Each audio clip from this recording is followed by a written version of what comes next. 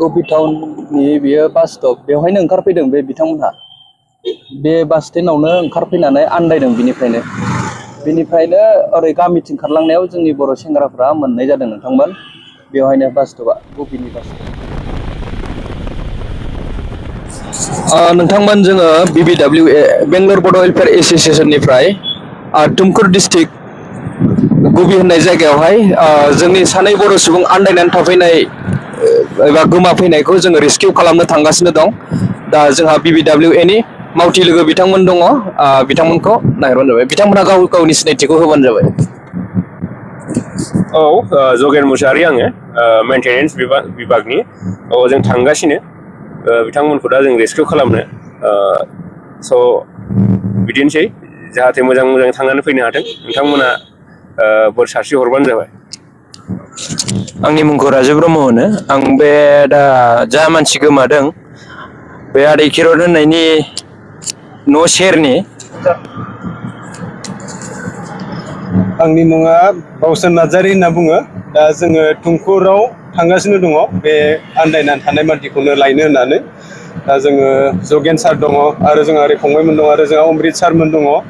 जों दा बेखौनो लायनानै अफिसाव दोनफैनो सानबाय दा मोजां गाज्रिखौ जों अफिसाव सावरायलायनोसै जोङो जे तुमकुर डिस्ट्रिक्टआवहाय जोंनि बेंगलर बड' वेलफेयार एस'सिएसन अफिसनिफ्राय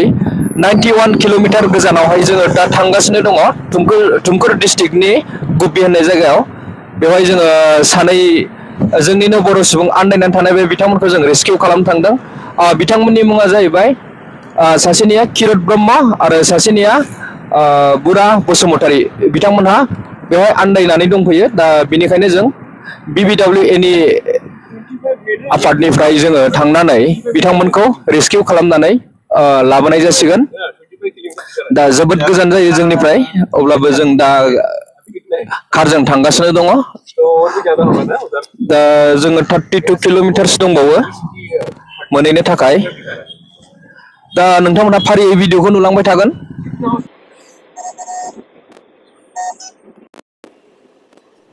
गुबिया 18 किल'मिटार दंबावो नोंथांमोन सिमका 210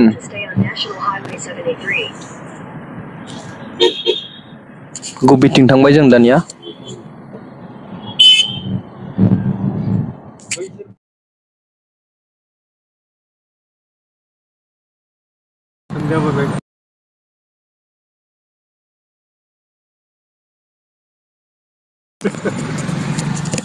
माबोरै जाखो बे कर'नाया बे माबाजोंलै दिम'जोंनो माबानाया जोङो मोनहैथारबायानोसै नोंथांमोन बारा गोबाव गैला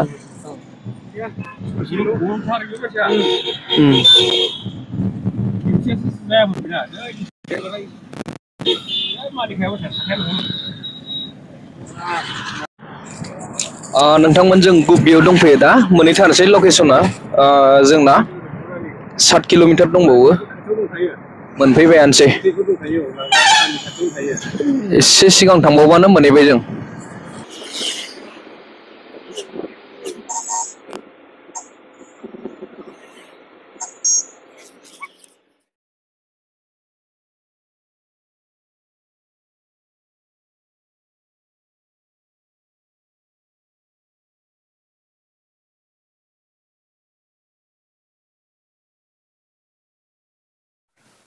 जों मोनफैबाय नोंथांमोन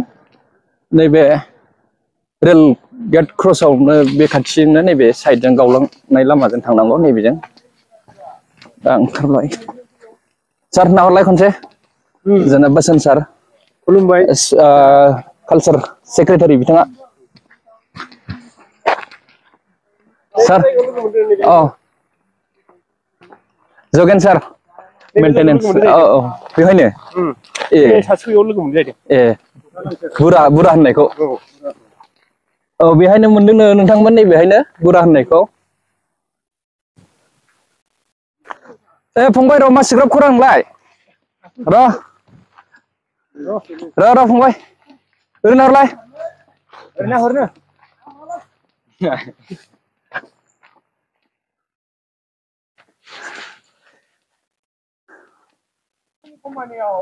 दे जोङो जानला मोनला खालामा माने नोंसिनि कम्पानिनि माबाखौ लाया फंबाय ओरैनो मानसिखौल' लागोन दे टेनसन लानाङा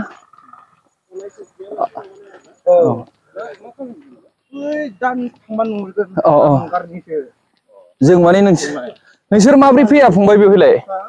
माब्रै फैया गोबाव जाबायना बिसमुरि ना दे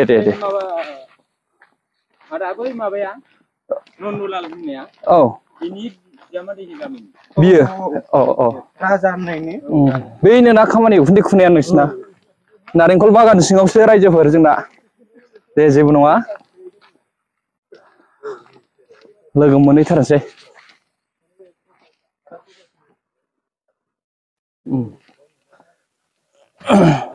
जों नोंसिनि खामानिखौ भिडिअ लाया दे जोंहा मानसिखौल' नांगौ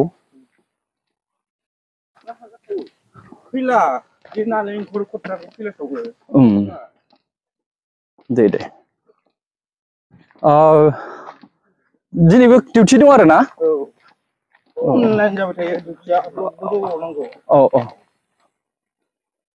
बेसे मोनोब्रा फंबाय जोंनिया बिदिनो 15,000 जानाय थानाय गासिबो ओमफ्राय रुमा एकदमबारे दे जेबो नङा मालिक दंफैयो नामा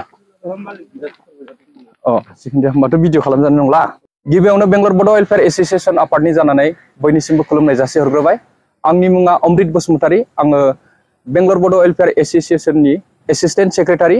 आरो बिथाङा जगेन मुसाहारि बिथाङा जोंनि बेंगलर बड' वेलफेयार एस'सियेसननि मेंटेनेन्स बिथाङा बेनिफ्राय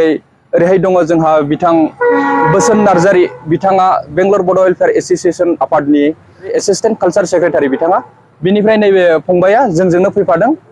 बे बिथाङा नैबे गोमानाय जे बिथांमोननि न' खाथिनिनो बिथाङा चिरांनि एसे सिगाङावनो माने जोङो एसे ससियेल मिडियायावहाय शेयार खालामखादोंमोन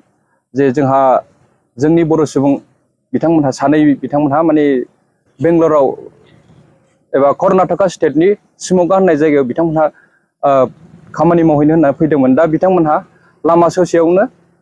तुमकुर डिस्ट्रिक्टनि बेंगलरनिफ्राय 91 किल'मिटार गोजानावहाय बिथांमोनहा तुमकुर डिस्ट्रिक्टनि गुब्बी होननाय जायगायावहाय गारिनिफ्राय ओंखारफ्लांनानै बेवहाय आन्दाय सान्दाय जानानै थाफैदों दा बेनिफ्राय बेवहाय जोंनि बर' माखासे सेंग्राफोर खामानि मावनो थाफैनाय दंमोन दा बिथांमोनहा बे बिथांमोनखौ रेस्किउ खालामनाय जादों मोननाय जादों आरो जोंनि बेंगलर बड' वेलफेयार एस'सियेसन आफादनिफ्राय जोङो बिथांमोनखौ खावलायहरखादोंमोन जाहाथे बे बिथांमोनखौ मोनोब्ला माने हमथानानै दोन होननानै दा थारैनो बिथांमोनहा बिथांमोनखौ हमथानानै दोनमारदों बेनिफ्राय जोङो दा दिनै बिथांमोननि आखाइनिफ्राय लांनाय जासिगोन बिथांमोननि मुङा जाहैबाय सासेना बुरा बसुमतारी ना आरो सासेना किरत ब्रह्म गामिया दाबदंपारा चिरां नोंथांना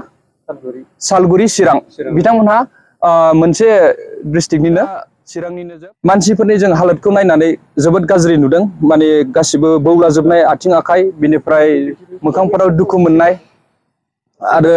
आथिंफ्राव सु हाबनानै दं होनदों गोबां ट्रिटमेन्टनि गोनां बिथांमोनखौ दा बिथांमोनहा माने बैसोआबो जाबायमोन जानाया एसे बुरजायानो दा फैनाङामोन अब्लाबो बिथांमोनहा सोरनिबा लिंहरनायावहाय दिनै फैबाय जोबोद खस्थ' मोनफैबाय दा बिथांमोननि भाग्यआ मोजां दिनै बे गुब्बी एरियायाव थाफैनाय जे बर' जोंनि फंबायमोन बिथांमोनखौ लोगो मोननायलाय बिथांमोनहा दा मोजाङै मोजां दंथ'यो बर्थमानावहाय दा जों बेनिफ्रायनो बिथांमोनखौ लांनाय जासिगोन आरो बेनिफ्राय जों माखासे प्रसेसखौ जों जोंनि आफादाव सावरायनानै जों बेखौ उनावहाय नोंथांमोननि सिगाङाव शेयार खालामनाय जासिगोन गोजोन्थों।